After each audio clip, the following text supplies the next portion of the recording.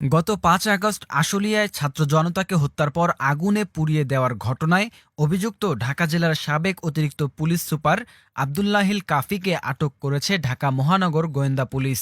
আজ সোমবার তার পালিয়ে যাওয়ার খবর পায় আইন শৃঙ্খলা রক্ষাকারী বাহিনী। দিনভর চেষ্টার পর রাত ১০টার দিকে তাকে বিমানবন্দর থেকে আটক করা হয়। ডিবি সূত্রে জানা গেছে, গোপন সূত্রে আবদুল্লাহিল কাফির পালিয়ে যাওয়ার খবর পায় তারা। এরপর দিনভর নানা নাটকীয়তার পর শাহজালাল বিমানবন্দর থেকে তাকে আটক করতে সমর্থ হয় তাদের একটি দল। কাফির বিরুদ্ধে গুরুতর অভিযোগ রয়েছে জানিয়ে আইন শৃঙ্খলা রক্ষাকারী বাহিনী গণমাধ্যমকে জানায়, তিনি গত ৫ আগস্ট ঢাকার আশুলিয়ায় ছাত্র জনতাকে হত্যার পর আগুনে পুড়িয়ে ফেলার অভিযোগে অভিযুক্ত। ৫ আগস্ট শেখ হাসিনার পতনে যে আনন্দ মিছিল বের হয়েছিল, আশুলিয়ায় সেই আনন্দ মিছিলে আসলে কি ঘটেছিল জানতে চাইলে একজন প্রত্যক্ষদর্শী জানান, হাসিনা যাওয়ার পরেও যখন আনন্দ মিছিলে বের হয়েছি, আমি নিজে চোখে দেখছি যে শুধু গুলি আসতেছে, মানে কোনো আওয়াজ নাই, বিল্ডিং এর উপর থেকে খালি পড়ে যাচ্ছে। আনন্দ মিছিলের ভিতরে এই অবস্থা হয়েছে, মানে বাইপেলের অবস্থা। বাইপেলের যারা থানায় ছিল এরা মানে এতটা বিভৎস ছিল যে মানে এরা গুলি ছাড়া কোনো কথাই নাই, মানে এদের কাছে। ৫ তারিখে পুলিশ কেন আপনার গুলি চালাবে?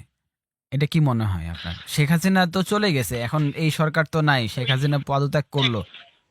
এক নাম্বার হচ্ছে ওইখানে আপনার এই এমপি ছিল, যে আপনার এই যে আসলে আপনার এমপি ছিল, এমপি সাইফুল ইসলাম আর কি, সে সাথে ছিল। এবং সে পুরা সম্ভবত বের হওয়ার জন্য এই যে ড্রোন আছে না, ড্রোন দিয়ে মানে হচ্ছে সে পুরোটা পর্যবেক্ষণ করতেছিল। তারা চাচ্ছিল বের হওয়ার জন্য, কিন্তু সামনে এই যে আপনার বাইপেল থেকে ওই মোড় থেকে তো থানাটা আশুলিয়ার দিকে, এই কারণে এরা সম্ভবত মানে বের হওয়ার জন্যই তারা মানে আপ্রাণ চেষ্টা করতেছিল শেষ পর্যন্ত। আর সাথে যেহেতু এমপি ছিল, ওই তারাতে অস্ত্র ছিল, মানে পুরাপুরি মানে এমপি পুলিশ যা ছিল মানে পুরো একটা সার্কেল মিলে এই কাজগুলো করছে।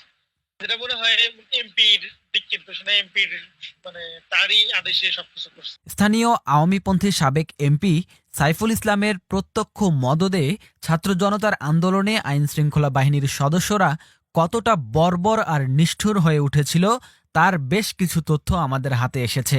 সেদিনের ছাত্র জনতার হত্যাকাণ্ডে আশুলিয়া থানা পুলিশের পাশাপাশি ঢাকা জেলা উত্তর গোয়েন্দা পুলিশের একটি দল সেখানে উপস্থিত ছিল। তাদের গুলিতেই এই হতাহতের ঘটনা ঘটে। নির্মম এই হত্যাকাণ্ডে জড়িত পুলিশ সদস্যের অনেকেই বৃহস্পতিবার পর্যন্ত কর্মস্থলে ছিলেন। ভিডিও প্রকাশের পর থেকে তারা আত্মগোপনে চলে গেছেন।